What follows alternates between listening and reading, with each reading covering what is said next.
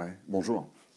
Excusez-moi, il y a quelque chose qui n'arrête pas de trotter dans ma tête depuis plusieurs années. C'est une aventure, une expérience qui m'est arrivée et qui est un peu restée encore accrochée. De temps en temps, j'y pense. Puis de temps en temps, j'y pense pas pendant plusieurs semaines, plusieurs mois. Mais là, en fait, si vous la connaissiez, vous auriez peut-être un regard à me donner, une idée, peut-être une pensée.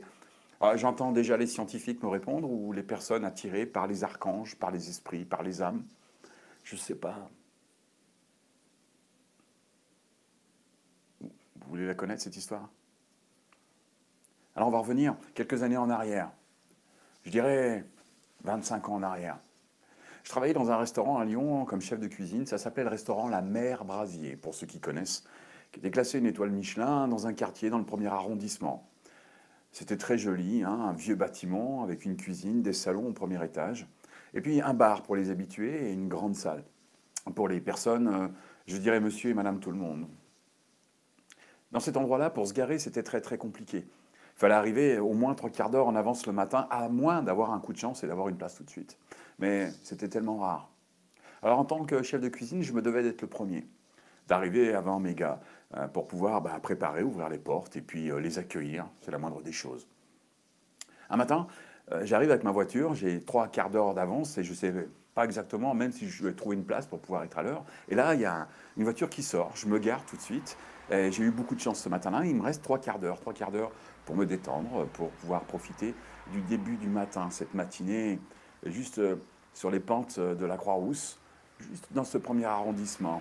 Pour ceux qui connaissent Lyon, ça doit vous parler un petit peu. Vous savez, ce matin de printemps, où on sent encore cette fraîcheur, mais l'odeur est particulière, comme dans les grandes villes. Surtout quand vous avez vos racines dans ces villes-là, l'odeur est encore plus particulière.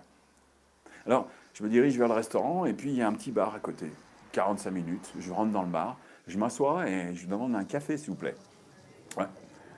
Et puis, je prends mon petit café noir, comme on fait beaucoup, comme font beaucoup dans les grandes villes. Je regarde par la fenêtre, je me mets à rêver, à penser.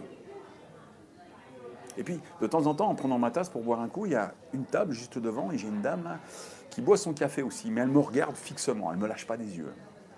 Alors, il est très tôt le matin, hein, il doit être 6h30, 7h.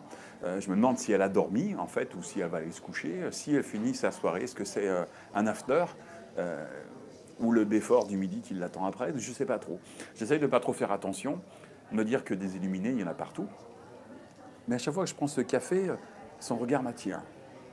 Je la regarde tranquillement et je me demande si je la connais. Je n'ai jamais vue. Elle se lève et elle s'approche de ma table. Là, je ne fais pas le malin. Elle est devant moi, debout. Je prends ma tasse de café, je commence à boire, je la repose, je la regarde.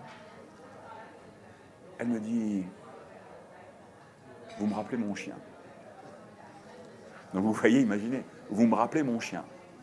Je fais, oui, bien sûr, madame. Dans ma tête, je me dis, ça va bientôt être l'heure, il va falloir aller travailler parce que là, il va falloir fuir. Elle me dit, sérieusement, vous me rappelez mon chien. Oui, je lui dis, c'est bien. Elle me dit, il est mort le 16 avril 1966 à 13h10. Là, le sang a quitté mon corps. J'ai l'impression que je vais avoir un malaise.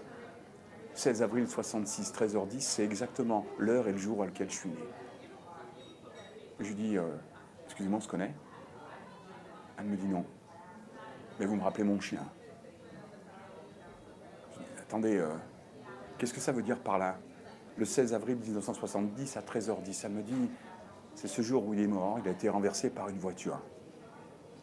Je lui dis, je suis désolé, madame.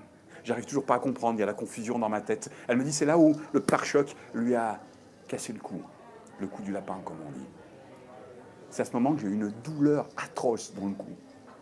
Réelle, une douleur réelle. À tel point, c'était tellement réel que ça commençait à gonfler, comme une bosse. Vous savez, des fois, les gens se tapent la tête, ça fait comme un œuf. J'ai senti cet œuf monter là. J'ai vu les médecins, ils n'ont pas compris, ils ne savent pas d'où ça vient. Et j'ai toujours... regardez, je l'ai encore là, regardez. J'ai encore le...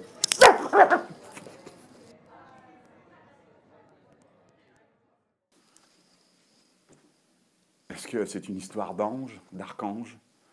Est-ce que c'est une histoire scientifique? Mais en même temps, demandez-vous, hein, quand vous regardez quelqu'un puis que vous avez l'impression de le connaître, est-ce que c'est pas un petit peu le miroir de vous? Bonne journée.